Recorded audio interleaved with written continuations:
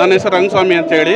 ನಾವು ನಾಲ್ವಡಿ ಕೃಷ್ಣರಾಜ ಒಡೆಯರ್ ದ್ರಾವಿಡ್ ಲಯನ್ಸ್ ಸೇವಾ ಟ್ರಸ್ಟ್ ವತಿಯಿಂದ ಮಹಾರಾಜರ 141ನೇ ಜಯಂತಿ ಅಂಗವಾಗಿ ಮೈಸೂರು ಸ್ಯಾಂಡಲ್ ಸೋಪ್ ಅವರೇ 1916ರಲ್ಲಿ ಬೆಂಗಳೂರಲ್ಲಿ ಇದು ಉದ್ಘಾಟನೆ ಆಯಿತು. 1917ರಲ್ಲಿ ಮೈಸೂರಲ್ಲಿ ಆಯಿತು. ಹಾಗಾಗಿ ಇದು ಹೆಚ್ಚಿನ ರೀತಿ ಇನ್ನೂ ಮೈಸೂರಲ್ಲಿ ಪ್ರೇರೇಪಣೆ ಆಗಲಿ ಮತ್ತು ಎಲ್ಲರೂ ಈ ಸೋಪನ್ನು ಉಪಯೋಗಿಸಲಿ. ಈಗ ಇವತ್ತಿನ ದಿವಸ ಯಾರ್ಯಾರೋ ಬಂದು ಇದನ್ನು ರಾಯಭಾರಿಗಳು ಮಾಡ್ತಾ ಇದ್ದಾರೆ, ಅವರು ಮಾಡಬಾರ್ದು. ಹಾಗಾಗಿ ನಮ್ಮ ಟ್ರಸ್ಟ್ ವತಿಯಿಂದ ಕರ್ನಾಟಕದಲ್ಲಿ ಹೆಚ್ಚಿನ ರೀತಿ ಜನಸಂಖ್ಯೆ ಇದ್ದಾರೆ, ನಮ್ಮ ಕರ್ನಾಟಕದವರೇ ಇದ್ದಾರೆ. ಹಾಗಾಗಿ ಕರ್ನಾಟಕದವರೇ ರಾಯಭಾರಿಗಳೇ ಆಗಲಿ ಅಂತ ಹೇಳಿ ನಾವು ನಾಲ್ವಡಿ ಕೃಷ್ಣರಾಜ ಒಡೆಯರ್ ದ್ರಾವಿಡ್ ಲಯನ್ಸ್ ಸೇವಾ ಟ್ರಸ್ಟ್ ವತಿಯಿಂದ ಈ ಕಾರ್ಯಕ್ರಮ ಹಮ್ಮಿಕೊಂಡಿದ್ದೀವಿ.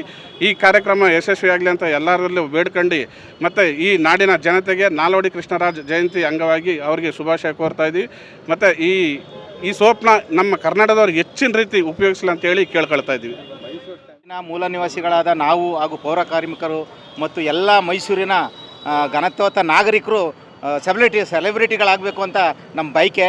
ತಮ್ಮನ್ನು ಬೇರೆ ಸ್ಟೇಟವರಾಗಿರ್ಬೋದು, ನಾವು ಕರ್ನಾಟಕ ಸ್ಟೇಟಲ್ಲಿ ಈ ಮೈಸೂರು ಸ್ಯಾಂಡಲ್ ಸೋಪ್ನ ಅತಿ ಹೆಚ್ಚು ಬಳಕೆ ಮಾಡಿ ಇದು ನಾಲ್ವಡಿ ಕೃಷ್ಣರಾಜೇಂದ್ರ ಒಡೆಯರ್ನ ಹೆಸರನ್ನ ಶಾಶ್ವತವಾಗಿರಬೇಕು ಅಂತ ನಮ್ಮ ತುಂಬ ಬಯಕೆ ಇದೆ.